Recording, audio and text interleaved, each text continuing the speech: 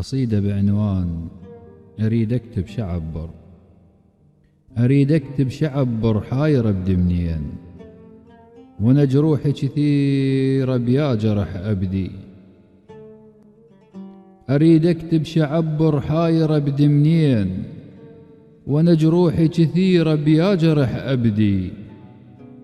ألزم يا قلم بيش أكتب الكلمات، عجزت حتى إيدي وما كتبت كل شي.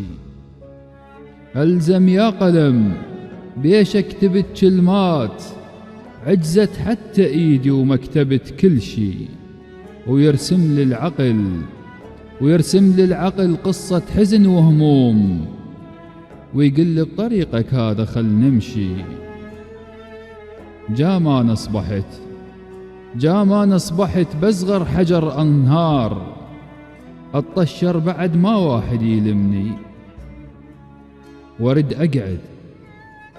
أقعد وقابل دفتر الأحزان، وظل أكتب شعر من دمعي اللي بخدي. أنا المهموم هم ما تحمل جبال، أنا الما ظل بعد كل أمل عندي.